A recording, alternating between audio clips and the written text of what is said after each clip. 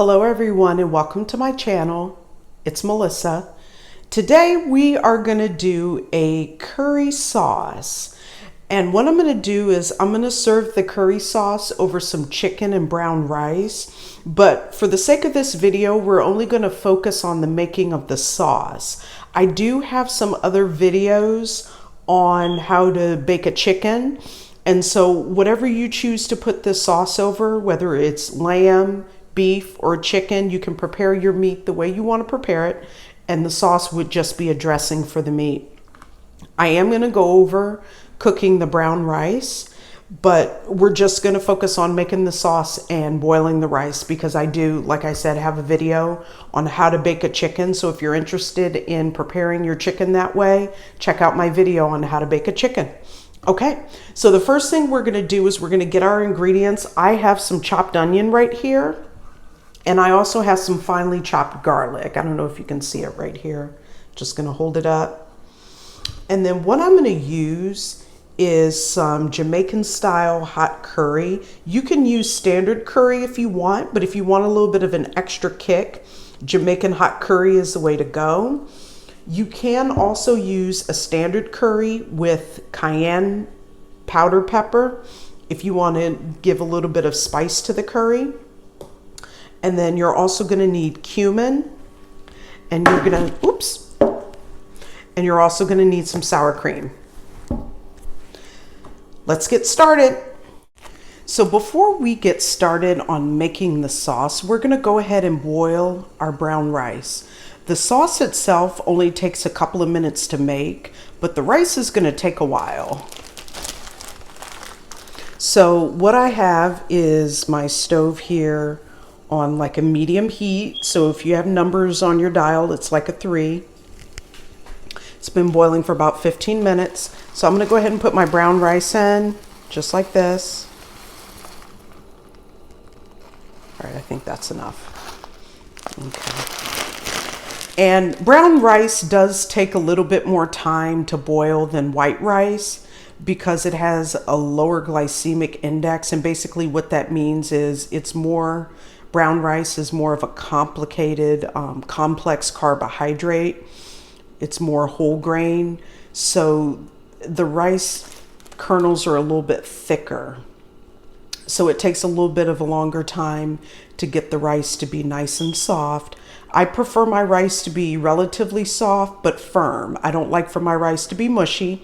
For some of you fancy people out there who have rice cookers, more power to you. I just do it the old-fashioned way.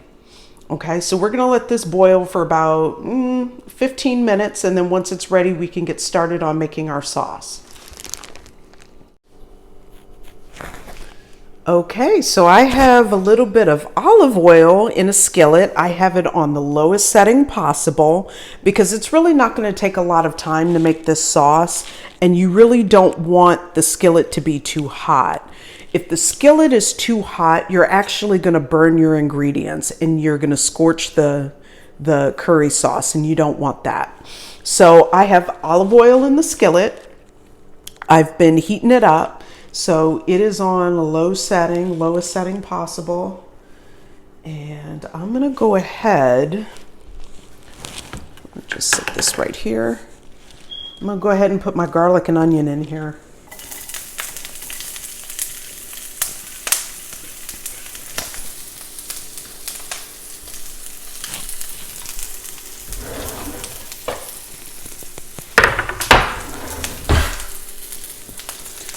And what you want to do is you want to go ahead and saute the garlic and onion.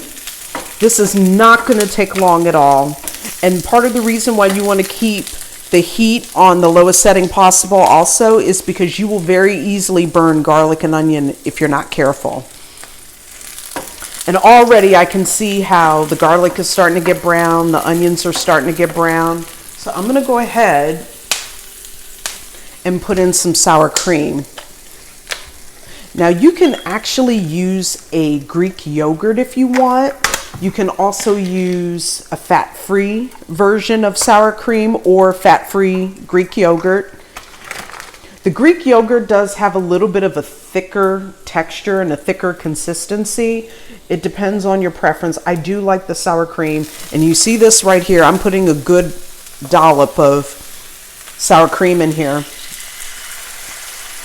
Now the sour cream is very soft, so again, this is not going to be in the skillet for long. I'm going to just grab this right here.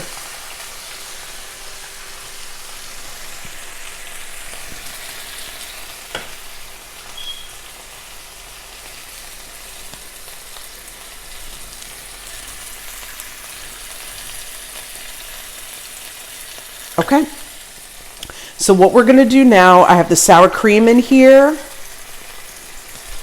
I'm going to go ahead and put some curry sauce in.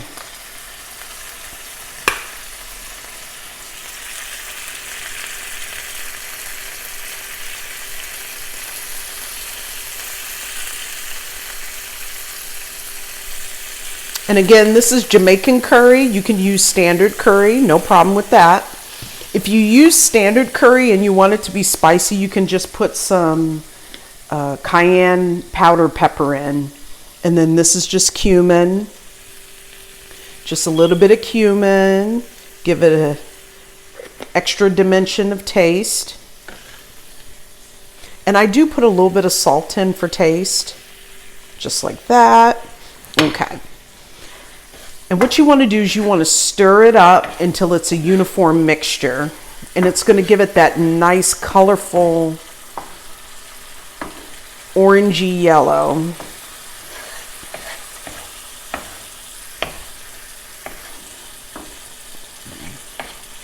Now, I know I'm not an expert on curry. There's so many different types of curries that can be made.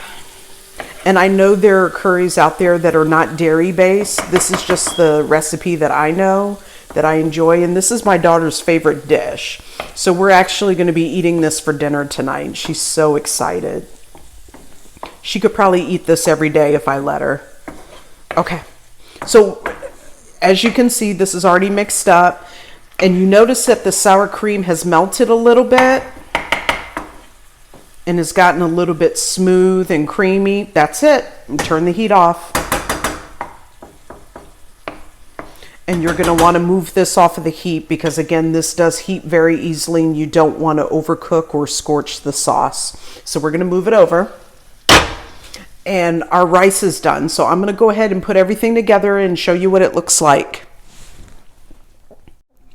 So here is the finished product. I have curry chicken over brown rice with some slices of avocado on the side. It's just a little something something that I like to eat with my curry. Some fresh avocado. So this is a really nice, simple dish that doesn't really take a whole lot of time to make. If you bake an entire chicken, you can actually produce multiple servings over the course of a few days. So you can have chicken and vegetables one night for dinner, and you can serve the chicken a different way the next day. And then, you know, another time you can whip up some curry sauce in a few minutes and actually have it with your chicken that's already made. And this goes really well over lamb. It goes well over beef. I've even had it over shrimp. It's really good with shrimp. And so this concludes my video on making curry sauce. I hope you guys try it and enjoy it. This is one of my long-term recipes that I've had that I actually got from an international cooking class, if you could believe that. That was back in high school, which was a little bit ago, but I still remember the recipe and I still enjoy it, and it's a family favorite. And I think that'll be it for now. Stay tuned until the next video. Bye for now.